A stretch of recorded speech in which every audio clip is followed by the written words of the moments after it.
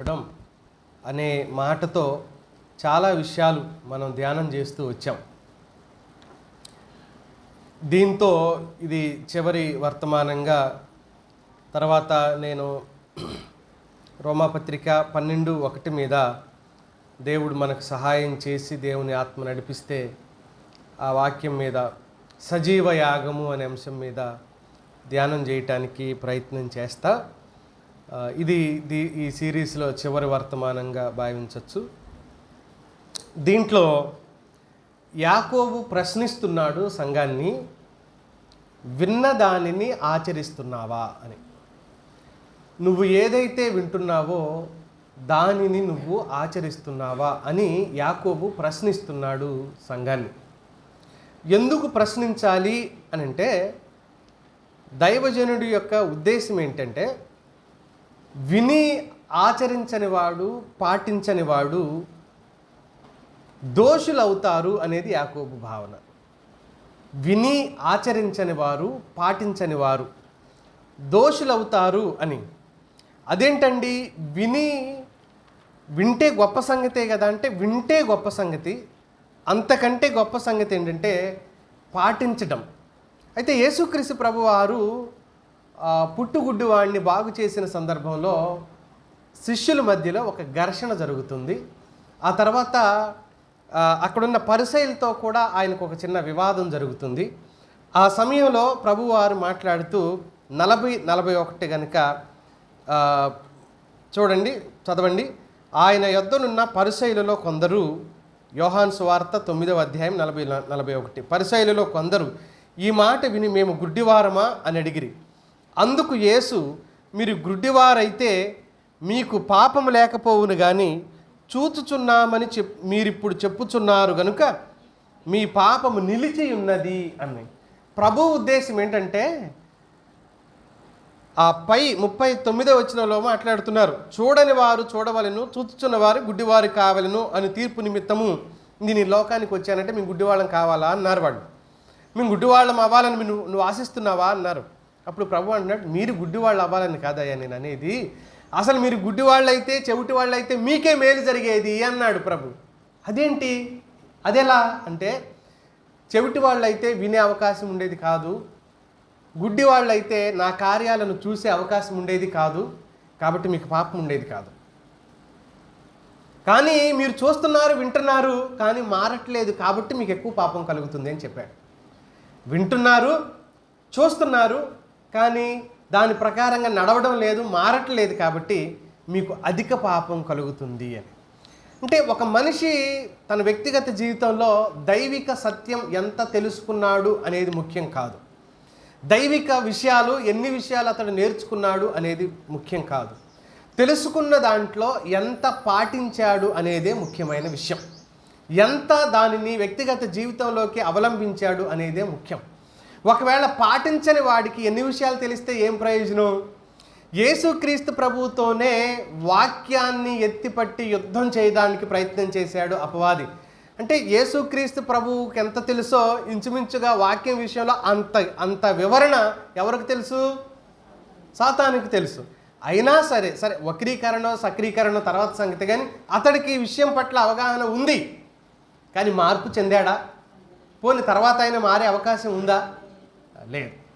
తెలియటం ముఖ్యం కాదు, ఇక్కడ మార్చుకొని మార్పు చెందటం ముఖ్యం, మార్చుకొని మారు మనస్సు పొందటం ముఖ్యం. యెహెజ్కేలు గ్రంథంలో 33వ అధ్యాయం 30 నుంచి ఇలా చెప్పబడుతుంది.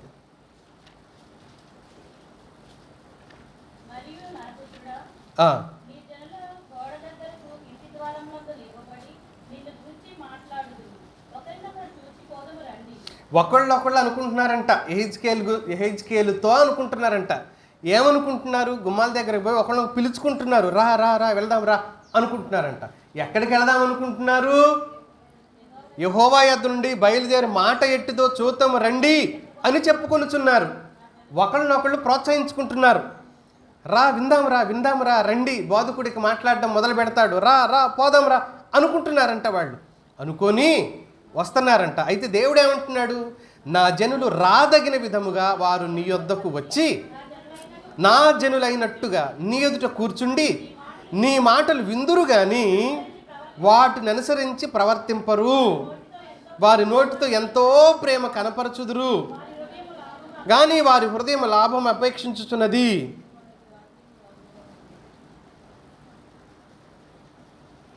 32లో కూడా చివరి భాగంలో ఇదే మాట అంటాడు. విందురు కానీ వాటిని అనుసరించి నడుచుకొనరు అన్నాడు. విందురు కానీ అనుసరించి నడుచుకొనరు అని అన్నాడు.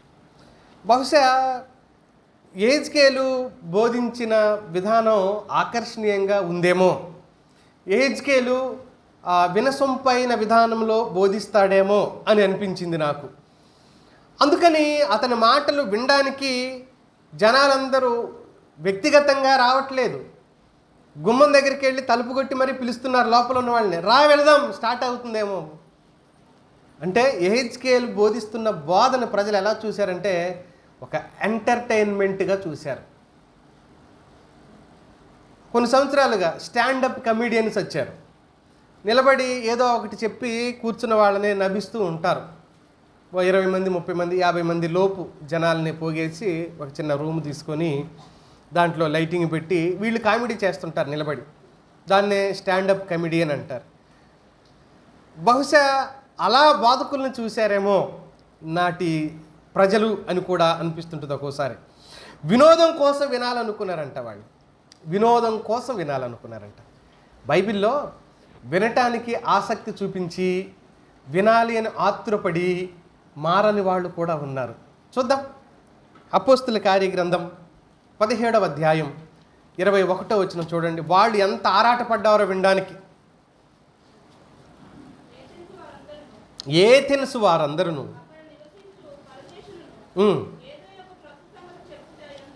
ఏదో ఒక కొత్త సంగతి చెప్పుట ఎందును వినుట ఎందును మాత్రమే కాలము గడుపువారు అని అన్నాడు. ఏథెన్సులో ఉన్న ప్రజల యొక్క ఆలోచన విధానం ఎలాంటిది అనంటే ఏదో ఒక విషయం గురించి వినాలి అనే ఆతృత ఆసక్తి వాళ్ళకుందంట. ఏదో ఒకటి వినాలి, వాళ్ళకి ఎప్పుడు వినే ధ్యాస. వాళ్ళు ఏమనుకున్నారంటే వింట వల్ల జ్ఞానం పొందుకుంటాం అనుకున్నారే తప్ప విన్నదాన్ని బట్టి మార్చుకోవాలి అనే ఆలోచన వాళ్ళకి రాలేదు. హేరోదు గురించి కూడా ఒక ఆసక్తికరమైన విషయం చెప్తుంది దేవుని వాక్యం. మార్కు రాసిన సువార్త 6వ అధ్యాయం 20-21 వచనంలో ఉన్న మాట చూడండి.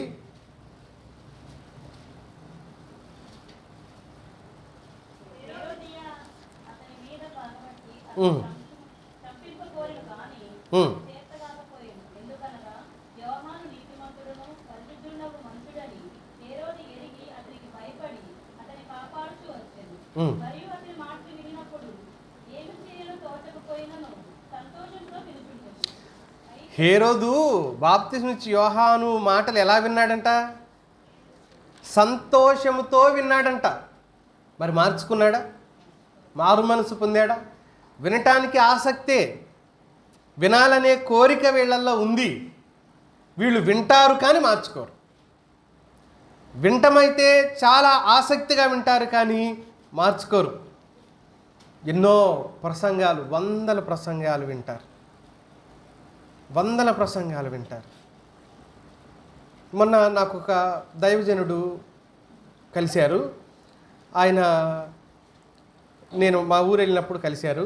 నేను బైబిలు, నోట్స్, పెన్నులు, పెన్సిళ్ళు అన్నీ పట్టుకుని పోయేటప్పుడు ఎప్పుడు నాతో ఉంచుకుంటాను. నేను ఎప్పుడు టైం దొరికినా రాసుకోవటం, చదువుకోవటం, ధ్యానం చేసుకోవటం చేయొచ్చు అని. ఆయన అన్నాడు, అంత కష్టం ఎందుకు నీకు అని అన్నాడు. మరి ఎలా అని అన్నాను. ఏముంది, ఏంటి దాని పేరు, జెమినీకి పో, తర్వాత ఏంటది చాట్ జీపీటీకి పో, రెఫరెన్స్ ఇచ్చేయి, అదే నీకు బ్రహ్మాండమైన ప్రసంగం ఇచ్చేసిద్ది అని చెప్పాడు ఆయన. ఏదో ఒకసారి చూపించు అన్నాను నేను. ఆయన వెంటనే కొడితే ఆ అంశం మీద వివరణ, రెఫరెన్స్లు, ప్రసంగాలు ఇచ్చేస్తాను. నువ్వు ఇదే వాడుతున్నావంటే నేను ఇదే వాడుతున్నా అన్నాడు ఆయన. అది వాడితే ఫోన్లో నుంచి వచ్చేది ప్రసంగం, నేను నా మనసులో నుంచి రావాలి ప్రసంగం, కాబట్టి నేను దాన్ని వాడలేను, దాన్ని అనుసరించే అంత ధైర్యం చేయలేను, అక్కర్లేదు అని. ఆయన అంటున్నాడు, అంత కష్టం ఎందుకు, అంతెందుకు కష్టపడాలి, ఈ పెన్నులు ఏంటి, ఈ పెన్సిల్ ఏంటి, డైరీలు ఏంటి, బైబిల్ ఇవన్నీ పట్టుకొని వచ్చేవేంటి పనికొచ్చి. అది అంతరంగంలో నుంచి రావాలి. అంటే ఒక బోధకుడు ఒక ప్రసంగం సిద్ధపడి స్టేజ్ మీదకి వచ్చి కాన్ఫిడెంట్తో మాట్లాడడానికి పట్టే టైము మినిమం 4 గంటలు. దాని వెనక ఇక్కడ గంట సేపు ప్రసంగించవచ్చు, కనీసం 4 గంటలు, ఒక్కొక్కసారి అంతకంటే ఎక్కువ కూడా కావచ్చు దాని మీద ప్రసంగం సిద్ధపడడానికి. అమ్మ నీకు అంత టైం పట్టిద్దా అని అంటే 5 నిమిషాల్లో కూడా రాసుకోవచ్చు ప్రసంగం, పెద్ద కష్టమే ఉండదు. 5 నిమిషాల్లో నీకు నచ్చిన మీరు చెప్పిన అంశం మీద నాలంటోడైతే చాలా చక్కగా ప్రిఫరెన్స్లు ఇచ్చేస్తాడు, పాయింట్లు ఇచ్చేస్తాడు. కానీ అది నోట్లో నుంచి తలలో నుంచి వచ్చే ప్రసంగం అయింది, మనసులో నుంచి రాదు. అయితే మనసులో నుంచి వచ్చే ఈ విలువైన ఆలోచనలు 100 ప్రసంగాలు ఏమైపోతాయంటే వినేవాళ్ళ వ్యక్తిగత జీవితాల్లో అవి వ్యర్థంగా నశించిపోతాయి. డిఎల్ మూడీ గారు చెప్తాడు, మనం వినే ప్రసంగాలు మన నాలెడ్జ్ జ్ఞానాన్ని పెంచుకోవడానికి కాదు, మార్పు చెందటానికి అని. ప్రసంగాలు విని ఏం చెందటానికి కాదు, జ్ఞానం పొందటానికి కాదు, మార్పు చెందటానికి అని. ప్రసంగం యొక్క ఉద్దేశం ప్రజల్ని ప్రభువుకి దగ్గరగా చేర్చటం, ప్రజల్ని ప్రభువుకి దగ్గరగా చేర్చటం, ప్రభు రూపంలోకి మార్చడానికి ప్రయత్నించటం, స్వరూపం అని అంటుంది బైబిల్. మరి అది జరగాలిగా. కానీ వాళ్ళు అంటున్నారు విందాం రండి, విందాం రండి, వెళ్ళి విందాం అంటున్నారు, కానీ దాన్ని అనుసరించి నడవరు అని దేవుడే స్వయంగా చెప్తున్నాడు. నేను 3 తలంపులు వీలైనంత క్లుప్తపరిచి మనకున్న సమయంలో చెప్పడానికి ప్రయత్నం చేస్తా. యాకోబు పత్రికలో నుంచే మనం ఈ విషయాలను ధ్యానం చేద్దాం. చాలాసార్లు ఆ ప్రస్తావనలు చేశాం, మరింత ప్రత్యేకమైన దృష్టితో వాటిని మనం ధ్యానం చేసే ప్రయత్నం చేద్దాం ఈ సందేశంలో. 19 నుంచి 25 వరకు మనం వాక్యాన్ని చదివాం. ఇప్పుడు 19, 20 వచనాలు చదువుతాను చూడండి. నా ప్రియ సహోదరులారా, మీరీ సంగతి ఎరుగుదురు గనుక ప్రతి మనుషుడు వినుటకు వేగిరపడువాడుగాను, మాట్లాడుటకు నిదానించువాడును, కోపించుటకు నిదానించువాడునై ఉండవలెను. ఎందుకనగా నరుని కోపము దేవుని నీతిని నెరవేర్చదు కాబట్టి అని చెప్పాడు. 19వ వచనంలో పౌలు ఒక ఏమంటామంటే 3 సలహాలు ఇచ్చాడు. 3 సలహాలు ఏంటంటే ఒకదానితో ఒకటి సంబంధం లేని సలహాలు ఇచ్చాడు. 3 సలహాలు కూడా ఎలాంటివి, ఒకదానితో ఒకటి సంబంధం పూర్తిగా భిన్నమైన సలహాలు ఇచ్చాడు. 3 సలహాల్లో ఒకటి చెప్తాను వినండి. వినటానికి శ్రద్ధ చూపండి అని అన్నాడు, మాట్లాడడానికి నిదానించండి అని అన్నాడు, కోపించడానికి కూడా నిదానించండి అని అన్నాడు. వినటానికి మాట్లాడడానికి ఈ 2 కూడా భిన్నమైనవే. ఆ తర్వాత కోపము, అసలు ఈ రెండింటితో పూర్తిగా సంబంధం లేని విషయం మాట్లాడుతున్నాడు. అయినా యాకోబు చెప్పదలిచిన విషయం ఏంటి అని అంటే, ఇవి సాధారణమైన విషయాలు ఏమి కాదు, కానీ వాక్యానికి మనం స్పందించి నడుచుకోవలసిన తీరు గురించి చెప్తున్నాడు. వాక్యానికి మనం స్పందించి నడుచుకోవలసిన తీరు గురించి యాకోబు మాట్లాడుతున్నాడు. మొదటిది ఏమంటున్నాడు? వినటానికి శ్రద్ధ ఆసక్తి చూపండి అన్నాడు. ఇదే మాట యేసుక్రీస్తు ప్రభువారు మత్తయి సువార్త 13వ అధ్యాయం 9వ వచనంలో వినుటకు చెవులు గలవాడు ఏమన్నాడు? వినుగాక అని యేసుక్రీస్తు ప్రభువారు చెప్పాడు. అలాగే ప్రకటన గ్రంథం 7 సంఘాలతో మాట్లాడేటప్పుడు సంఘములో ఆత్మ మాట్లాడుచున్న మాటలు చెవి గలవాడు ఏం కావాలి? వినుగాక అని అక్కడ కూడా చెప్పాడు. ఇదే విషయాన్ని విత్తువాని ఉపమానంలో లూకాసు వార్తలో కూడా 8వ అధ్యాయం 18వ వచనంలో విని ఫలించటాన్ని గురించి మాట్లాడుతూ వచ్చాడు. కాబట్టి వినండి వినండి అని బైబిల్ మొదటి నుంచి చివరి వరకు వినేదానికి అధిక ప్రాధాన్యతనిచ్చినట్లుగా మనం చూస్తాం. వినటం యొక్క విలువ, వినటం యొక్క శ్రేష్టత చాలా ఉన్నతమైంది అని దేవుని వాక్యం చెబుతుంది. యాకోబు ఈ పత్రిక రాసే సమయానికి బైబిల్ లేదు వాళ్ళ చేతుల్లో. బైబిల్ లేని కారణం చేత చదివితే ఏదైనా కొన్ని ప్రతులు, పాత నిబంధన ప్రతులు ఉంటే, పౌలు రాసిన పత్రికలు, యోహాను రాసిన పత్రికలు కనుక ఉంటే వాటిని కొన్ని సంఘాలకే పరిమితమై ఉండగా వాటిని ఎవరో చదివితే మిగతా వాళ్ళు వినేవాళ్ళు, అందరూ చదివి వచ్చిన వాళ్ళు కూడా ఆ కాలంలో లేరు. అలాంటి నేపథ్యంలో వినటానికి ప్రాధాన్యత ఇవ్వకపోతే నేర్చుకోలేము అన్న విషయం పట్ల పూర్తి అవగాహన ఆ ప్రజలకు రావాలని యాకోబు ప్రయత్నించినట్లుగా మనకు అర్థమవుతుంది. అయితే వినటానికి మనస్సుని సిద్ధపరచుకోవాలి అని గతంలో నేను చెప్పిన ఇర్మియా గ్రంథం 6వ అధ్యాయం 10వ వచనంలో చెప్పినట్లుగా మనం మనుషులంగా సిద్ధపడాలి, స్థిరపడాలి. మనస్సులో ఏదైతే నిర్ణయించుకుంటామో అదే జరుగుతుంది. మనస్సులో ఏదైతే ఆలోచిస్తామో అదే ఆ మాటే నెరవేర్చబడుతుంది. ఈ మధ్యకాలంలో ఒక సహోదరుడు అనారోగ్యం పాలయ్యి అతడు డాక్టర్ గారు చెప్పారు, నువ్వు బీడీ సిగరెట్టు నోట్లో వేసుకునే చప్పరిస్తుంటారు చూడండి, అవి తర్వాత మందు లాంటివి పూర్తిగా నువ్వు మానాలి, లేకపోతే చచ్చిపోతావని చెప్పాడంట. ఆయన చావు భయంతో మానేశాడు, కానీ రోజు వణుకుతా ఉన్నాడు. ఆయన ఏదైనా ఇవ్వాలంటే వణుకుతా ఇస్తున్నాడు. మనం ఎటు పట్టుకోవాలో తెలియదు. అలా అయిపోయింది. అలాగైపోయింది. నువ్వు ఎందుకు వణుకుతున్నావంటే ఆయన ఏం చెప్పాడు అని అంటే, ఒక్కసారే మానేశానుగా, అందరూ ఒక్కసారే మానేయకూడదని చెప్తున్నారు, కొంచెం మానేయాలంట, నేను ఒక్కసారే మానేసిన కారణం చేత వణుకొస్తుంది నాకు అని అన్నాడు. ఇదంతా అబద్ధం. ఎందుకు అబద్ధం అంటున్నానంటే, నువ్వు మనసులో స్థిరపరచుకోలేదు. ఏం స్థిరపరచుకోలేదు? నాకొద్దు అని స్థిరపరచుకో. డాక్టర్ గారు చెప్పారు కాబట్టి, ప్రాణం పోతుంది కాబట్టి, తప్పదు కాబట్టి బలవంతంగా నువ్వు ఒప్పుకున్నావు. ఇది తప్పు అని అన్నాడు. లేదు నేను ఒక ఆయన చూశాను, ఆయన మా పాస్టర్ గారు, నన్ను ప్రభువులోకి నడిపించిన ఆయన ఒకరోజు అప్పటికే చర్చికి వెళ్తున్నాడు, వస్తున్నాడు, కానీ ఆయన ఏం మారలేదు. నెల 2 నెలలు అయ్యి ఉండొచ్చు, 3 నెలలు అలా అయ్యి ఉండొచ్చు ఆయన చర్చికి వెళ్ళడం మొదలు. ఏం మారలేదు, ఏది మార్చుకోలేదు, అన్నీ ఉన్నాయి. ఈయన ఒకరోజు చర్చికి వెళ్ళి వస్తూ ఉండగా పక్కింటి ఆయన ఎవరో ఇలా అన్నారంట, ఎక్కడికి వెళ్ళి వస్తున్నావు అన్నాడంట. చర్చికి వెళ్ళి వస్తున్నాను అన్నాడు. ఆయన పక్కపక్క నవ్వి వెటకారంగా ఎగతాళిగా మాట్లాడి, నువ్వు చర్చికి వెళ్తున్నావా? నువ్వు చర్చికి వెళ్తున్నావు అని అంటే తాగుడు మానాలి, సిగరెట్లు బీడీలు మానాలి, ఇంకేవేవో మానాలి. ఇవన్నీ నువ్వు మార్చుకొని ఇవన్నీ జరిగేవి కావలే, కానీ అదన్నా మానే ఇదన్నా మానే అన్నాడంట ఆయన.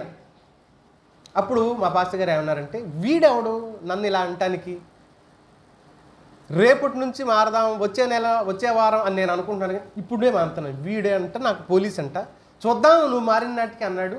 వాడు నన్ను చూసేదేంటి, నేను ఇప్పుడే మానేస్తున్నాను. వాడెవడు, వాడెంత, వాడు బ్రతికెంత, నేను తాగను అని అనుకున్నాడు. స్పాట్ జేబులో, చర్చిలోకి వెళ్ళేటప్పుడు కూడా జేబులోనే ఉన్నాయి, వచ్చేటప్పుడు కూడా జేబులోనే ఉన్నాయి బిడీలు. ఆయన అనగానే తీసి పక్కన పారేశాడు, ఇక ముట్టుకోలేదు. చాలా గొప్ప సేవ చేశాడు ఆయన. ఒకటే స్పాట్ నేను ఈ విషయం చెప్తే ఆయనకి అవునా అంటున్నాడు. ఆయన ఎందుకంటే మనసులో స్థిరపరచుకున్నాడు కాబట్టి వణకలేదు.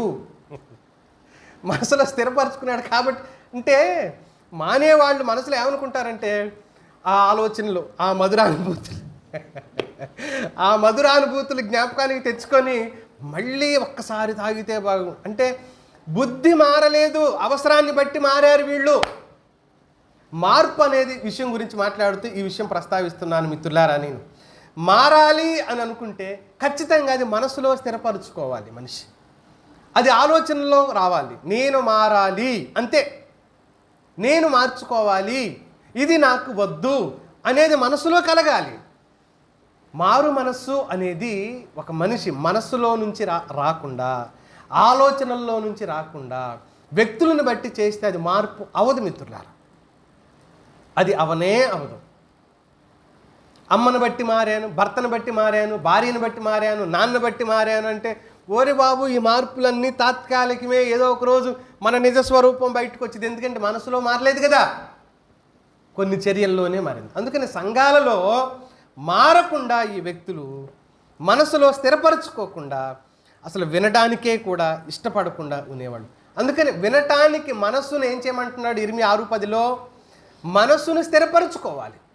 మనస్సును స్థిరపరచుకొని వినటం అనేది అది కేవలం ఎంటర్టైన్మెంట్ కోసం విన్నట్టే ఉంటుంది. మనస్సును స్థిరపరచుకోకపోతే అసలు నేను మొదటి వర్తమానాల్లో జ్ఞాపకం చేశాను, ప్రభు నాతో ఏం మాట్లాడతావు నేను వినాలి, నేను వింటాను. మరి దైవజనుడు ఏం మాట్లాడతాడో అతని నోట నీ మాట ఉంచి నాతో మాట్లాడు ప్రభువా అని ప్రార్థన చేసుకొని రావాలి. కానీ అప్పుడే నిద్ర రాదు, చిరాకు రాదు, నీకు ఏది ఆలోచన రాదు. తాళం వేసి వచ్చామా లేదా, దేనికి తాళం వేసి వచ్చామా లేదా, వేయబోయాను కానీ వేసానో లేదో గుర్తులేదు, ఇవేమీ ఉండవు. కాన్ఫిడెంట్తో ఉంటాం ఇక్కడ, ప్రశాంత హృదయంతో దేవా నాతో ఏం మాట్లాడతావు అనే చూస్తాం. ఇక రెండో ఆలోచన ఉండదు మనిషికి. దేవుని మీదే మనసు పెట్టుకోవడానికి ప్రయత్నం చేస్తాం. మిత్రులారా, అలా ఉండాలంటున్నాడు. రెండో మాట చెప్పాడు యాకోబు, మాట్లాడటానికి నిదానంగా ఉండటం అని అన్నాడు. మాట్లాడటానికి నిదానంగా ఉండటం. మాట్లాడటం అనేది ఒక కళ. మాట్లాడటం అనేది నిదానమైన విధానంలో ఎదుటి వాళ్ళని ఒప్పించేలా మాట్లాడటంలో అది ఒక కళ. అది దేవుడు వరం ఇవ్వాలి మనకి, దేవుణ్ణి అడగాలి. మాట్లాడటం వేరు, పోట్లాడటం వేరు. కొంతమంది మాట్లాడినా ఎలా ఉంటుంది చెప్పండి కదా, కొంతమంది మాట్లాడినా పోట్లాడినట్టే ఉంటుంది. ఇప్పుడు ఈయన మంచి మాట చెప్తున్నా, గద్దించి చెప్తున్నాడేమోనని వినరు. అందుకని మనం మాట్లాడితే ఎదుటి వాళ్ళు ఒప్పుకునేలా ఉండటం కోసం, ఎదురించటం కాదు, ఒప్పించటం ముఖ్యం. వ్యక్తిని ఒప్పించటం ముఖ్యం. అది తెలివైన పద్ధతి. నిదానమైన విధానంలో మాట్లాడడం అంటే అది పద్ధతి. కన్విన్సింగ్, వాళ్ళని ఒప్పించే పద్ధతిలో మాట్లాడడం అనేది మాట్లాడే పద్ధతి. మనం ఏదైనా మాట్లాడేస్తామంటే అది మాట్లాడే పద్ధతి కాదు, పద్ధతి లేని మాట్లాడటం అంటారు దాన్ని. ఏ స్థితిలోనైనా, ఏ పద్ధతిలోనైనా అసలు వీడు మొండోడ్రా ఒప్పుకోడు, అయితే నువ్వు మాట్లాడి చూడు, ఒప్పుకునేలాగా చెయ్యి, అదే మాట్లాడే పద్ధతి అంటారు, మాట్లాడే విధానం అని అంటారు. మాట్లాడటానికి అసలు ఫస్ట్ నిదానించు అని కూడా చెప్పాడు. సామెతల్లో నిదానంగా మాట్లాడడం గురించి చెప్తూ ఇలా అన్నాడు. సామెతల గ్రంథం 10వ అధ్యాయం 19వ వచనంలో ఒకసారి చూడండి. విస్తారమైన మాటలలో దోషము ఉండక మానదు అన్నాడు. పెదవులను మూసుకొని వాడు బుద్ధిమంతుడు అవుతాడు అని చెప్పాడు. ఎక్కువ మాట్లాడద్దు, తక్కువ మాట్లాడమని చెప్తుంది దేవుని వాక్యం. అలాగే 17వ అధ్యాయంలో చివరి వచనం 28వ వచనంలో చూడండి, 27లో చూడండి. మితముగా మాట్లాడువాడు తెలివిగలవాడు. మితంగా మాట్లాడడం, తక్కువ మాట్లాడడం దేవుని పిల్లలంగా అది మనం కలిగి ఉండాలి అని దేవుడు తన వాక్యంలో చెబుతున్నాడు. అది మనం కలిగి ఉండాలి. ఇంకా మనకు బాగా పరిచయమైన ప్రసంగి గ్రంథంలో 5వ అధ్యాయం 1-2 వచనాల్లో నీ మాట ఎలా ఉండాలన్నాడు? కొద్దిగా ఉండాలి. నువ్వు దేవుని మందిరానికి వెళ్తున్నావు, ఆయన చాలా గొప్పవాడు, ఆయన ఆకాశంలో ఉన్నాడు, నువ్వు భూమి మీద ఉన్నావు, నీ మాటలు కొద్దిగా ఉండాలి, జాగ్రత్తగా ఉండాలి. ఇది దేవుని మందిరం అని గుర్తుపెట్టుకొని మాట్లాడాలి అని చెప్పాడు. దేవుని మందిరం అయితే, ఏ మందిరం అయితే మాకు నోరుంది అని అనకూడదు అని చెప్పాడు. మాకు నోరుంది, మా ఇష్టం, మాకు నోరుంది కాబట్టి మా ఇష్టం వచ్చినట్లుగా మేము మాట్లాడతాం, మేమేదైనా చేస్తాం అని అనుకోకూడదు అని అన్నాడు. ఇర్మియా గ్రంథం 18వ అధ్యాయం 19వ వచనంలో చూడండి. 18వ అధ్యాయం 19వ వచనంలో 18 చూడండి. అప్పుడు జనులు ఇర్మియా విషయమై యుక్తిగల యోచన చేతము రండి, మనమంతా కలిసి ఒక ప్లాన్ వేద్దాం రండి. యాజకుడు ధర్మశాస్త్రం వినిపించక మానడు, జ్ఞాని యోచన లేకుండా ఉండడు, ప్రవక్త వాక్యం చెప్పక మానడు. వాని మాటలలో దేనిని వినకుండా మాటలతో కొడదాం రండి అని ప్లాన్ వేసుకుంటున్నారంట. చెప్తాడులే, ఆయన చెప్పకుండా ఉండడు, కానీ మనం ఏది వినొద్దు. అంతా కలిసి ఇలా ఆలోచన చేస్తున్నారంట. మనం అంతా కలిసి ఆయన ఏదైనా చెప్తాడులే, కానీ మనం వినొద్దు. వినకుండా ఏం చేద్దాం? ఇంకా మాటలతో కొడదాం రండి, మనకు నోరుంది కదా, వాడిని కొట్టుదాం రండి అని చెప్పుకొని చుండిరి అన్నాడు. అందరికీ ఉంటాయి నోరులు, నాకు లేదేంటి? ఇన్ని మాటలు చెప్పేవాడిని, నేను తిరిగి అనలేనేంటి? డబల్ వస్తాయి. గ్యాప్ ఇను, గ్యాప్ ఒడిను, కానీ అది పాపం కదా, అది దేవునికి దుఃఖం కదా, దేవునికి అవమానం కదా, ఆయన్ని ఆయాసపరచడం కదా. అందుకనే మీ మాటలు ఎలా ఉండాలన్నాడు యాకోబు? మాట్లాడడానికి నిదానం. ఇంకో మాట చెప్పానా? కోపాన్ని అదుపు చేసుకోగలిగిన వాడే బలవంతుడు అవుతాడు. మూడో మాట అదే చెప్పాడు కదా, చూడండి 19వ వచనంలో ఉన్న సందర్భంలో. కోపించడానికి నిదానించువాడినై ఉండాలి. నిదానంగా. ఎంతైనా వస్తాయి, కోపాలు వస్తాయి. ఇప్పుడు బీపీని బట్టి కూడా కోపం రావచ్చు. బీపీతో కోప్పడే వాళ్ళు పాపం కారణాలు ఉండవు, చిన్న చిన్న కారణాలకే కోప్పడుతూ ఉంటారు. అది వాళ్ళ అనారోగ్య సూచన. దానివల్ల అలాంటి వాళ్ళకి ప్రమాదమే. వాళ్ళు ప్రతిదీ కూడా మానసిక ఆలోచన దృష్టితోనే కంట్రోల్ చేసుకోవాలి, లేకపోతే ఇబ్బందులు పాలయ్యే ప్రమాదం ఉంటుంది. కనుక ఆ కోపాలు రకరకాలైన పద్ధతుల్లో. మూఢుడు తన కోపాన్ని తొందరగా కనపరుస్తాడంట. జ్ఞానవంతుడు లోపల కోపం ఉన్నా కూడా అది బయట పెట్టడంట, దాచుకుంటాడంట, దాన్ని అలాగే తొక్కేస్తాడంట. మూర్ఖుడైన వాడు ఏం చేస్తాడంటే కోపాన్ని పైగా మళ్ళీ ఏమంటారు, నాకు ఎక్కువ కోపాలు తక్కువ కోపాలు ఉండవు, ఓపిక తక్కువ ఉండటం వల్ల నీకు ఎక్కువ కోపం ఉంటుంది అనమాట. ఎక్కువ కోపాలు తక్కువ కోపాలు ఉంటాయి ఏంటి? అయ్యా డబ్బులేంటి, వీడి దగ్గర ఎక్కువ ఉన్నాయి, వాడి దగ్గర తక్కువ ఉన్నాయి అంటానికి. రోగంతో ఉన్నవాడికంటే కొంచెం బీపీ ఉంది వీడికి, కొంచెం షార్ట్ టెంపర్, కొద్దిసేపు అరుస్తాడు, ఆ తర్వాత ఆయాసం వచ్చి సైలెంట్ అయిపోతాడు, ఇక ఉండడు అక్కడ, పట్టించుకోరు. అది బీపీ రోగంతో ఉన్నవాడు. కోపాలు ఏంటి? రకరకాల కారణాన్ని బట్టి రావచ్చు. అహంకారపూరితమైన ధోరణి కావచ్చు, ద్వేషపూరితమైన విధానాన్ని బట్టి కావచ్చు, లేదా ఎదుటి వ్యక్తుల పట్ల దేవుని పట్ల భయం లేనిది ఉండటం వల్ల కావచ్చు. కనుక అనేక సందర్భాల్లో దేవుడు తన వాక్యంలో చెబుతున్నట్లుగా వినకపోగా తిరిగి కోపంతో రగిలిపోతూ చెప్పిన విషయాల పట్ల వ్యతిరేక భావంతో నడుచుకున్నారు అని కూడా చెప్పాడు.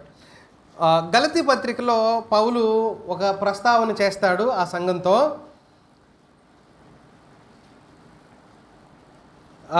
4వ అధ్యాయం 16వ వచనంలో చాలా ఆసక్తి కల్పించే ఒక వాక్యం ఉంటుంది, చూడండి. మీరు వీలైనంత వరకు చదవగలిగిన వాళ్ళు తీసి చూడండి. 4:16, నేను మీతో నిజం మాట్లాడినందున. చూడండి, పౌలు ఉన్నది మాట్లాడాడంట. గలతీ సంఘానికి కూడా ఆయన ఏమయ్యాడు? అయ్యయ్యో, అంత మంచి బోధకుడు కూడా. అంటే పౌలు కూడా ఏం మాట్లాడకూడదు? ఉన్నది మాట్లాడకూడదు, నిజం మాట్లాడకూడదు. మీకు తెలుసా, చాలాసార్లు ఉన్నది మాట్లాడటం వల్లే సమస్యలు వస్తుంటాయి. ఇంట్లోనైనా, ఉద్యోగాల దగ్గర అయినా, ఆఖరికి సంఘాల్లోనైనా ఉన్న విషయం మాట్లాడినందుకే సమస్యలు వస్తాయి. కనుక ఉన్న విషయం కూడా మాట్లాడకూడదు అనమాట. ఇంకొన్నిసార్లు ఏమవుతుందో తెలుసా,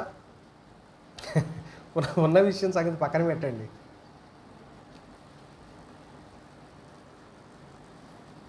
నువ్వు వచ్చి నాతో ఒక మాట అన్నావు అనుకో, మాట్లాడుతున్నావు అనుకో, ఆహా అవునా, అవును మొన్న వాళ్ళు కూడా ఎవరో అన్నారు, నిజమైనా కాదో నాకైతే తెలియదు, ఇలా అన్నారు, మరి నువ్వు అయితే ఇది చెప్తున్నావు అని అంటే, ఓహో ఇదంతా వాడు చెప్పింది పోయింది, వీడు చెప్పింది పోయింది, ఎవడు చెప్పింది వచ్చింది ముందుకి? ఇప్పుడు మధ్యలో బలి ఎవరంటే పశువే, మనుషులు కాదు. ఇక్కడ ఏమంటున్నాడు, ఈ తిరస్కార ధోరణి, కోపం వలన కలిగే తిరస్కారపు ధోరణి, ఉన్నది మాట్లాడినందుకు శత్రుత్వాన్ని సంపాదించుకోవటం. నాకు ఈ వాక్యం మాటి మాటికి, అరే పౌలుకు కూడా శత్రువులు అయ్యారా? పోనీ ఆయన ఏం చేసినందుకు? నిజం మాట్లాడినందుకు పౌలుకు కూడా ఏమయ్యారు అక్కడ ఉన్న జనాలు? మనకే అవుతారండి. అది సహజంగా ఈ ప్రపంచంలో జరిగే సంగతే అది, ఇది రహస్యం కాదు. కనుక 3 విషయాలు. ఒకటేంటి? వినటానికి ఆసక్తి చూపండి. 2 మాట్లాడడానికి నిదానించండి. 3 కోపించడానికి నిదానించండి అని చెప్పాడు దైవజనుడు.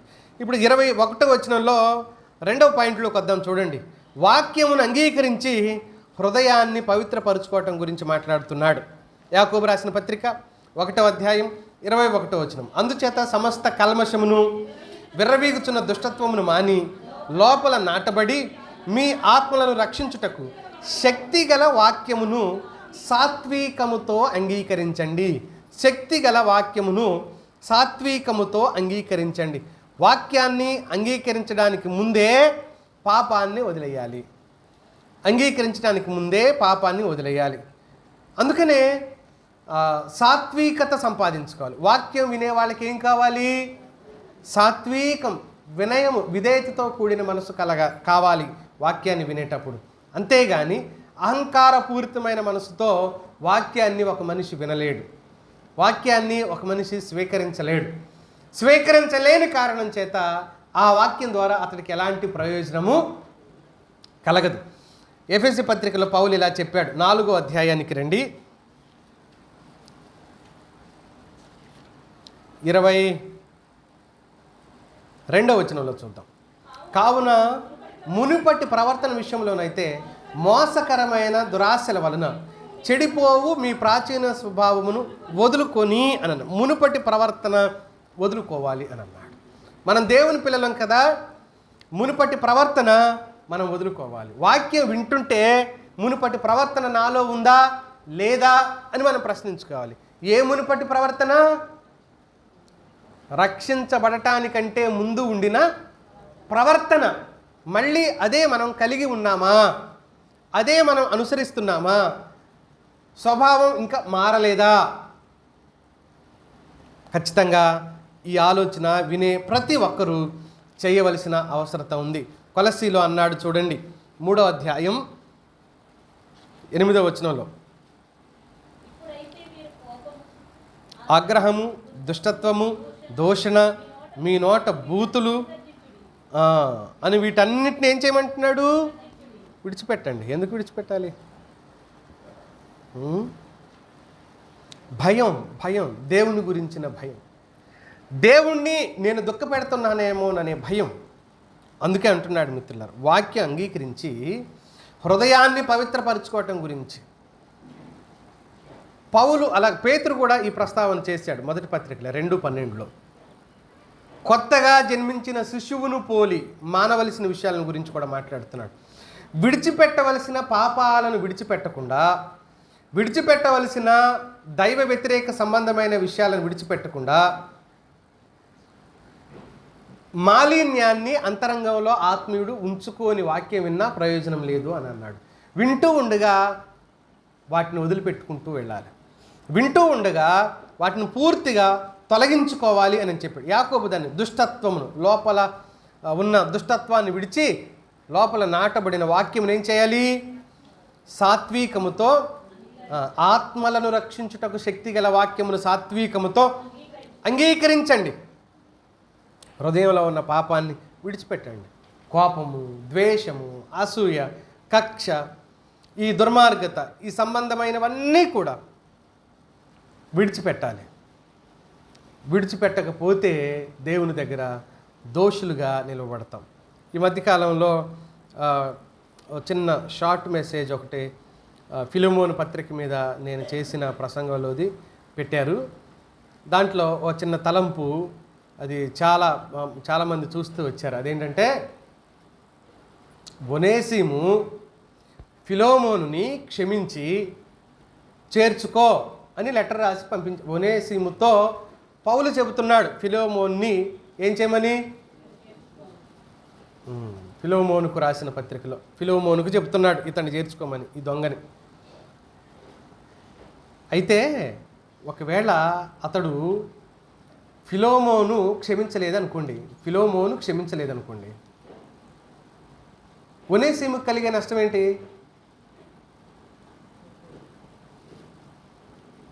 ఇప్పుడు ఇతని ఇంట్లో ఒకడు దొంగతనం చేసి పారిపోయాడు. అతడు బయటికి వెళ్ళిన తర్వాత మార్పు చెందాడు. ఆ మార్పు చెందిన వ్యక్తి పౌలు దగ్గరే మార్పు చెందాడు. నువ్వు ఎక్కడి నుంచి వచ్చావు అని పౌలు అడిగితే, పలానా ఫిలోమోను ఇంట్లోంచి పారిపోయి వచ్చానండి, అతడికి నేను ఒకనాడు బానిసను అని అన్నాడు. సరే ఒక లెటర్ రాసిస్తాను, మళ్ళీ అక్కడికి వెళ్ళి క్షమాపణ పొందుకో, మీ ఇద్దరు సహవాసం కలిగి ఉండండి అని అన్నాడు. అతను యజమాని ఇంటికి వచ్చాడు. యజమాని ఇతన్ని క్షమించలేదు అనుకో, ఇతడికి ఏంటి నష్టం అంటున్నాను నేను? ఏం లేదు. ఎవరికి నష్టం? క్షమించని వ్యక్తికే నష్టం. ఇప్పుడు ఈయన నన్ను క్షమించు అని అడిగాడు అనుకో, నేను క్షమించను పో అన్నాడు, ఏం లేదు ఈయన వెళ్ళిపోతాడు. ఈయన పోయి ఆల్రెడీ రక్షించబడ్డాడు, ప్రభువులో హ్యాపీగా ఉంటాడు. నష్టం ఎవరికి అంటే క్షమించని వాడికే నష్టం. మిత్రులారా, ఇక్కడ ఏంటి అని అంటే లోపల ఆ దైవ వ్యతిరేక సంబంధమైన పాపాన్ని, విరోధ భావాన్ని తొలగించుకోకపోతే ఏమవుద్ది? దేవునికి విరోధులుగా మారిపోతాం. అంతకుమించి ఎదుటి వాళ్ళకు వచ్చేది ఏమి ఉండదు. ఎదుటి వాళ్ళకు వచ్చేది ఏమీ ఉండదు. ఎందుకంటే చంపలేంగా వాళ్ళని మనం లోపల పెట్టుకొని ఇదేమన్నా మంత్రమా చంపటానికి? ద్వేషం, కుళ్ళు, అసూయని పెట్టుకొని మనం కోరుకుంటాం ఎదుటి వాళ్ళ నాశనం. ఒకవేళ దుర్బుద్ధి కలిగి ఉంటే కోరుకున్నవన్నీ జరిగిపోతాయా? ఒక ఆయన నవ్వుతూ ఇలాగ చెప్పాడు.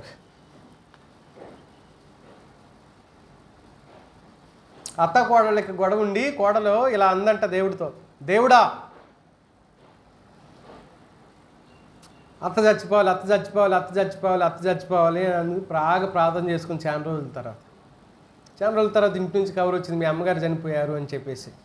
ఆమె వెళ్ళింది, కార్యక్రమాలన్నీ చూసుకొని మళ్ళీ తిరిగి వచ్చిందంట. తిరిగి వచ్చిన తర్వాత మళ్ళీ దేవుడితో అన్నదంట, దేవుడా మా అత్త చచ్చిపోవాలి అని అంటే, మా అమ్మ చచ్చిపోయింది ఏంటి అంటే, నువ్వేమో అత్త చచ్చిపోవాలి అన్నావు కదా, అత్తే చచ్చిపోయింది కాకపోతే మీ ఆయనకి అత్త అన్నాడంట దేవుడు. అంటే దుర్బుద్ధి ఎప్పుడైనా ఎలా ఉంటుంది అని అంటే, ఆ దుర్బుద్ధి ఎప్పుడైనా ఎలాగ ఉంటుంది అంటే అది మనకే నష్టాన్ని కలగజేస్తుంది. దుర్బుద్ధి, దురాలోచన, దుష్టత్వం మనకే నష్టాన్ని కలగజేసుకుంటుంది. ఇప్పుడు పాఠం ఏంటి? అత్త చచ్చిపోవాలి. ఇప్పుడు తలచిన కీడు తనకే కలుగుతుంది అని బైబిల్లో 6 సార్లు ఒక వాక్యం రాశాడు. అక్కడక్కడ ఒక చోట రాకపోయినా, గుంటను త్రవ్వువాడే దానిలో పడును. ఒక్కసారి లేదు ఆ వాక్యం, 6 సార్లు రాశాడు దేవుడు. తలంచిన కీడు వాని నెత్తి మీదకే వచ్చును, ఇలాంటి పదాలు దేవుడు కావాలి అని ఆయా సందర్భాల్లో రాయించుంచాడు. దేవుని మాటలన్నీ సత్యం, అవి ఎప్పుడు కూడా మారవు. వాక్యం ముందు ఎప్పుడైనా ఏం చేయాలి అని అంటే మనలను మనం తగ్గించుకోవాలి. రెండవది, వాక్యం ముందు మనలను మనం తగ్గించుకోవాలి.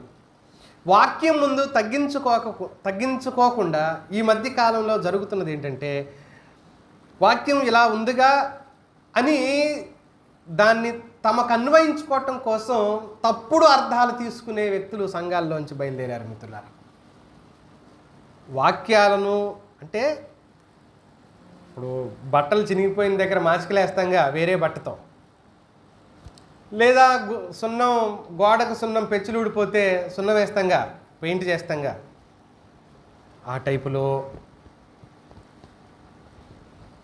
తమ తప్పుల్ని దాచిపెట్టుకోవడానికి వాక్యంతో మాసిక వేసుకునే పరిస్థితులు ఎంత దారుణంగా ఉంటాయి ఆలోచన చేసుకోండి. వాక్యంతో తమ తప్పులను కాపాడుకోవటానికి మాస్కులు వేసుకునే పద్ధతులు, వాక్యం దగ్గర తల వంచడానికి బదులుగా దాన్నే జుట్టు పట్టుకుని పైకి లేపి దీని అర్థం ఇది అని వాక్యానికి మనమే భాష్యం చెప్తే ఎలా ఉంటుందో ఆలోచన చేయండి ఒకసారి. అది పాపం కాదు. అందుకే వాక్యం ముందు తగ్గించుకోవాలి. దేవుని వాక్యాన్ని అంగీకరించడం అంటే ఏంటంటే మిత్రులారా, వాక్యాధికారానికి లోబడటం. వాక్యం ఇలా చెప్పింది కాబట్టి మనం లోబడటం, అది అలాగే ఉంటుందిలే మనం ఇలా చేద్దాం, లేదా ఇలా కూడా చేయొచ్చు ఏం కాదులే అని సమర్థించుకోవడం, అది తగ్గించుకున్నట్లు ఎలా అవుతుంది? దాన్ని విధేయత అని ఎలా అంటాం? సంఘాలలో దేవుని బిడ్డలు వాక్యానికి వ్యతిరేకంగా నడుచుకునే అనేక మందిని మనం చూస్తాం. యెషయా 66:2 ఏమన్నాడు? ఎవడు దీనుడై అమ్మా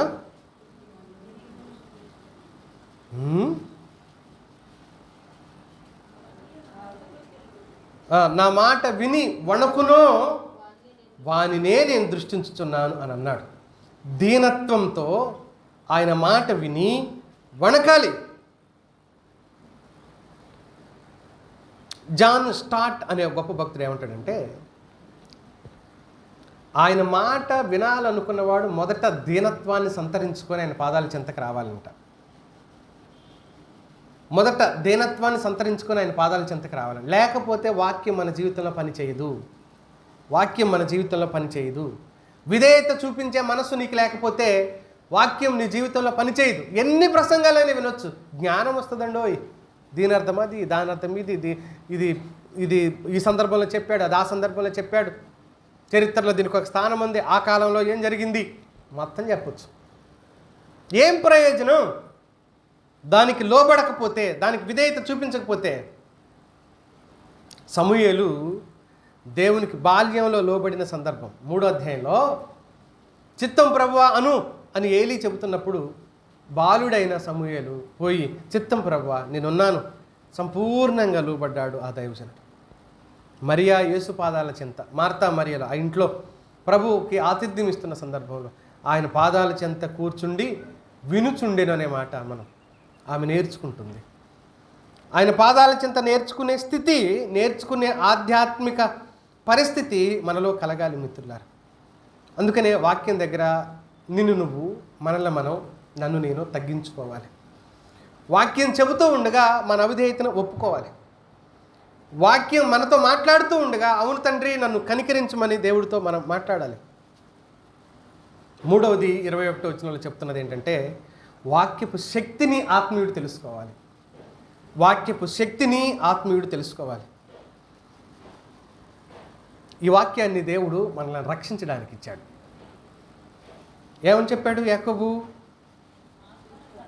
ఆత్మలను రక్షించుటకు శక్తి గల వాక్యమును సాత్వికంతో అంగీకరించండి. అప్పుడు ఈ శక్తి గల వాక్యం ఏం చేస్తుందంటే మీ ఆత్మలను రక్షిస్తుంది అని అన్నాడు. తిమోతితో పౌలు చెబుతూ మొదటి పత్రిక 3వ అధ్యాయం 15వ వచనంలో, విశ్వాసము ద్వారా యేసుక్రీస్తునందు ఉంచవలసిన విశ్వాసం ద్వారా రక్షణార్థమైన జ్ఞానం నీకు కలిగించుటకు శక్తి గల పరిశుద్ధ లేఖనాలు.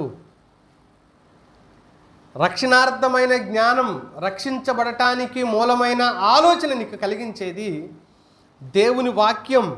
ఆ వాక్యం శక్తిగల లేఖనాలు అని సంబోధించబడుతున్నాయి. శక్తిగల లేఖనాలు.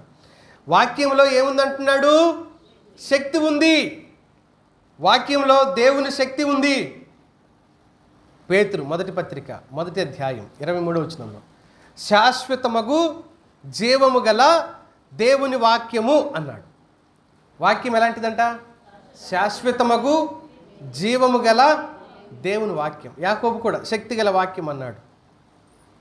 వాక్యంలో శక్తి ఉంది అంటున్నాడు కాబట్టి అది గుర్తించి లోబడాలి శక్తి కలిగిన వాక్యానికి మనం. 3వ మాట క్లుప్తసరిగా నేను చెప్పేసి ముగిస్తాను. 3వది 22వ వచనంలో చదువుదాం.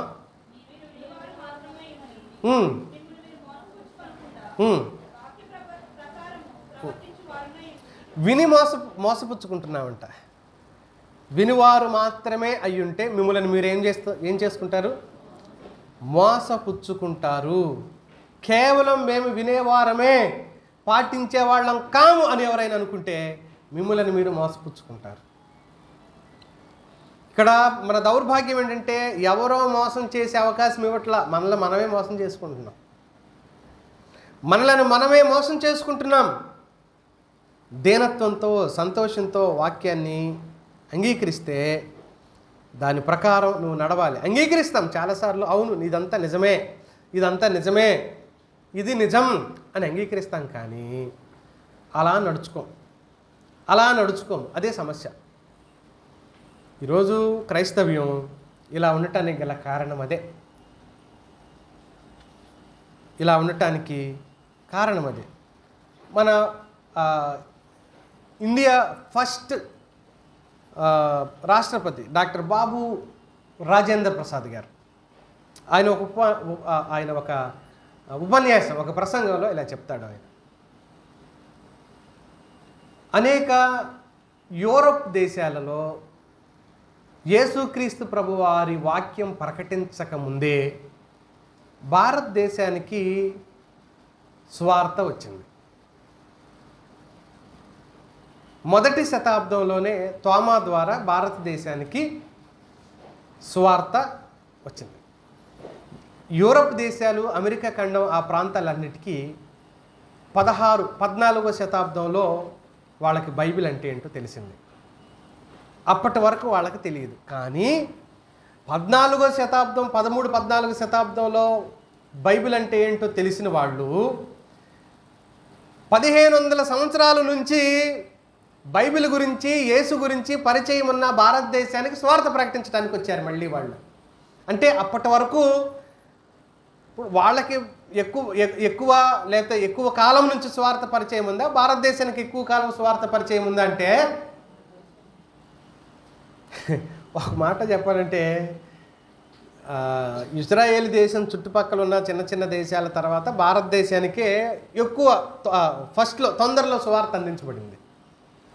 కానీ మళ్ళీ 13-14 శతాబ్దంలో సువార్త అందించబడిన అమెరికా, ఇంగ్లాండ్ లాంటి దేశాలు యేసుక్రీస్తు ప్రభువారిని నమ్మి వాళ్ళు సువార్త భారంతో వాళ్ళ దేశమంతా కూడా సువార్త ప్రకటన చేసుకొని మళ్ళీ భారతదేశానికి సువార్త ప్రకటించడానికి వచ్చారు. అదేంటి, మనం వెళ్ళాలి కదా అమెరికాకి, ఇంగ్లాండ్కి సువార్త ప్రకటించడానికి. లెక్క అయితే ఎవరికి చెప్పాలి కదా, లెక్క అయితే మనమే వెళ్ళి వాళ్ళకి చెప్పాలి. మరి ఎందుకు చెప్పలేదు? అసలు ఏం జరిగింది? సరే, రాజేంద్ర ప్రసాద్ గారి మాట చెప్పి నేను ముందుకెళ్తాను. ఆయన ఏమన్నాడంటే, అనేక యూరప్ దేశాల్లో, అమెరికా ఖండం లాంటి ఆయా ప్రదేశాల్లో సువార్త ప్రకటించక ముందే భారతదేశానికి యేసుక్రీస్తు ప్రభువారి 12 మంది శిష్యుల్లో ఒకడైన తోమ భారతదేశానికి వచ్చి సువార్త ప్రకటించాడు. ఆ కాలంలోనే చాలా మందిరాలు నిర్మించబడ్డాయి, సువార్థికులు తయారయ్యారు, ప్రసంగికులు ఈ దేశంలో ఉన్నారు. కానీ సువార్త స్ప్రెడ్ అవ్వకపోవటానికి గల కారణం భారతీయ క్రైస్తవుల విధానం అని చెప్పాడు అనమాట. వీరు వింటారు కానీ ఆ ప్రకారం చెయ్యరు అన్నాడు. ఆయన చాలా గొప్ప మేధావి. వింటారు కానీ ఆ ప్రకారంగా చెయ్యరు అని అన్నాడు. డాక్టర్ బిఆర్ అంబేద్కర్, చాలామందికి ఆయన తెలియని వాళ్ళు ఉండరు. ఈ ప్రపంచంలో ఎక్కువ విగ్రహాలు కలిగిన ఏకైక వ్యక్తి ఎవరు అనంటే ఆయనే. అన్ని దేశాల్లో, ప్రపంచం అంతట్లో ఎక్కువ విగ్రహాలు, కానీ ఆయన మాట ఎవడు పట్టించుకోడు. ఇప్పుడు వచ్చిన సమస్య అది. ఆయన ఏమన్నాడు అనంటే, రాబోయే రోజుల్లో క్రైస్తవ్యానికి చాలా ప్రమాదం వాటిల్లబోతుంది. అది ఎవరి వల్ల అంటే క్రైస్తవుల వల్లే అన్నాడు ఆయన. అది ఎవరి వల్ల అంటే క్రైస్తవుల వల్లే. ఎందుకు? ఆయన చెప్పిన జవాబు ఏంటంటే, వింటారు కానీ దాని ప్రకారంగా నడవరు, తర్వాత ఆ సత్యాన్ని మరొకడికి చెప్పరు. ఎందుకు చెప్పరో కారణం కూడా చెప్పాడు. వీళ్ళు అనుసరించినది చెప్పలేరు కాబట్టి చెప్పరు. వీళ్ళు అనుసరించారనుకో చెప్పగలుగుతారు, అనుసరించరు, చెప్పరు. అందుకనే రాను క్రైస్తవ్యానికి ప్రమాదకరం సమస్య ఎక్కడి నుంచి ప్రారంభమవుతుందంటే బయట వ్యక్తుల నుంచి కాదు. ఎక్కడి నుంచి? అప్పుడు సంఘంలో నుంచే అని చెప్పాడు అన్నమాట. కాబట్టి అనుసరించకపోవటం అనేది చాలా ప్రమాదకరమైన స్థితి మిత్రులారా. వింటే సరిపోదు, ఖచ్చితంగా విధేయత చూపించాలి, వాక్యానికి లోబడాలి, దాని ప్రకారంగా ప్రవర్తించాలి అని చెప్పాడు. లూకాసు వార్త 6వ అధ్యాయం 47, 2-3 వచనాలు చూపెడతాను చూడండి. 6వ అధ్యాయం 47వ వచనం. నా యొద్దకు వచ్చి నా మాటలు విని వాటి చొప్పున చేయు ప్రతివాడు ఎవరిని పోలి ఉండునో చెప్తాను వినండి అన్నాడు. ఎవరిని పోలి అని చెప్పాడు? బండ మీద తన ఇల్లు కట్టుకొనిన బుద్ధిమంతుణ్ణి పోలి ఉండును అని అన్నాడు. అదే లూకాసు వార్త 8వ అధ్యాయం 21కి రండి. అందుకు ఆయన, దేవుని వాక్యం విని దాని ప్రకారంగా జరిగించువారే నా తల్లియు నా సహోదరులు అని అన్నాడు. 11వ అధ్యాయానికి రండి, 28వ వచనంలో ఆయన, అవును కానీ దేవుని వాక్యం విని దాని మరీ ధన్యులు. గై కొనడం ముఖ్యం అని. వినటం అంటే ఏంటి? వినటం అంటే ఏంటి? చాలాసార్లు మనం అంటాం, ఎక్కువగా తల్లులు పిల్లల విషయంలో అంటుంటారు, కంప్లైంట్, తండ్రికి ఇచ్చే కంప్లైంట్ ముఖ్యమైనది ఏంటంటే, ఒక్క మాట అయినా ఈ పిల్లలు వినరు, ఈ పిల్లలు ఒక్క మాట కూడా వినరు అంటుంటారు.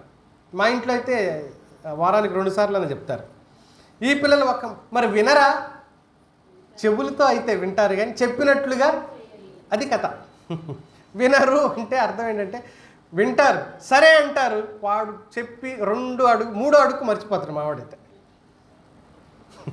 అక్కడ పెన్ను తీసుకురారా అన్నాం అనుకోండి, తిరిగి మర్చిపోతాడు. ఇక దేడు ఎప్పుడు చెప్పా అనకపోతే సంతోషం. మనం ఒకవేళ మళ్ళీ చెప్పినప్పుడు గుర్తు అప్పుడు ఏమనుకుంటాం అంటే చెప్పే మాట మీద వాడు శ్రద్ధ పెట్టట్లేదని అర్థం. వాడికి మనసులో ఇంకేదో ఇంకా ఇంపార్టెంట్ ఉంది. ఇప్పుడు మనం చెప్పిన మాట కంటే కూడా ఇంపార్టెంట్ ఏదో ఉంది. ఇప్పుడు ఇక్కడ కూర్చున్న మనలో దేవుని మాట కంటే ఇంపార్టెంట్ మనకి ఏదైనా ఉందా? భక్తుడు ఎలా చెప్పాడంటే 119వ కీర్తన 127వ వచనంలో ఇలా ఉంది. 127 బంగారము కంటెను, జాగ్రత్తగా వినండి, అపరంజి కంటెను నీ ఆజ్ఞలు నాకు ప్రియముగా ఉన్నవి. బంగారము కంటెను అపరంజి కంటెను. మనం ఆ మాట చెప్పగలమా?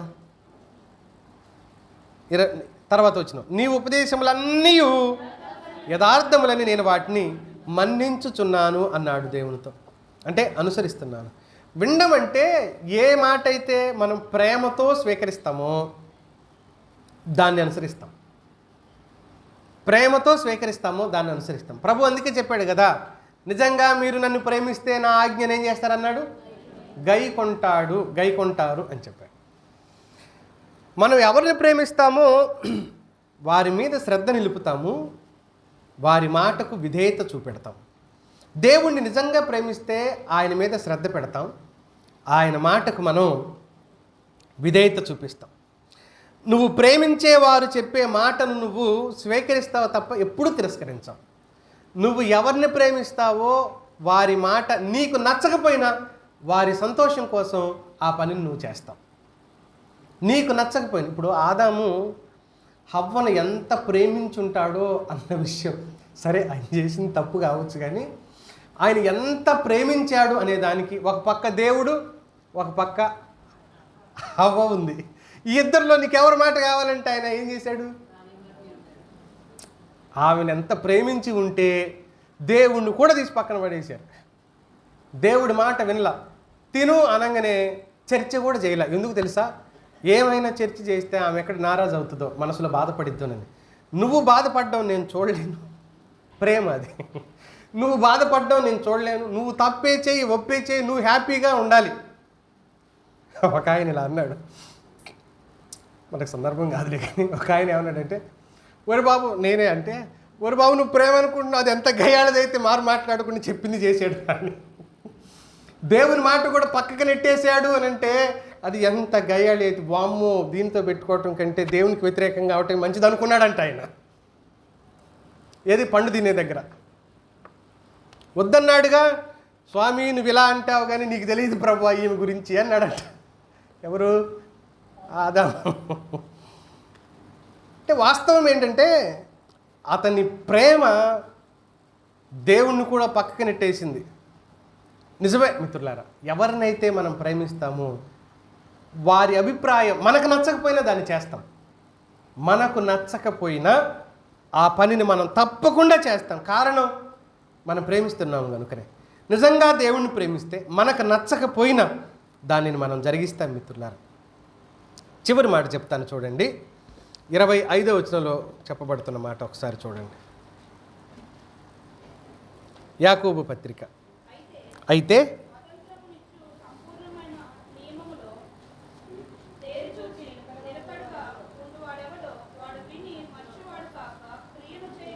విని మరచువాడు కాక క్రియ చేయువాడయుండి, క్రియలో ఏమవుతున్నాడు అతడు?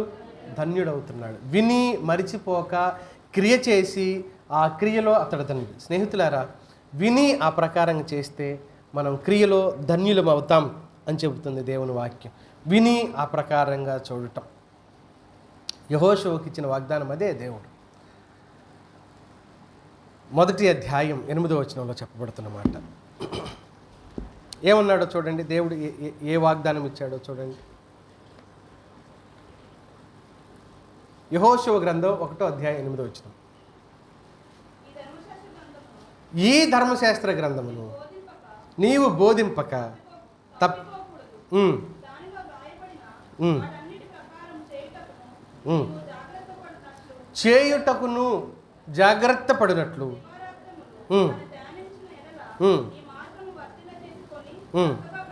చక్కగా ప్రవర్తిస్తావు. దాన్ని చదువు, పాటించు, బోధించు, దీవించబడతావు.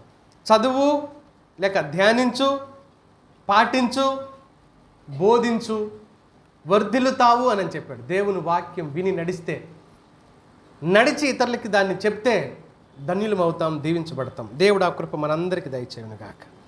తలలు ఉంచుదాం, ప్రార్థన చేసుకుందాం.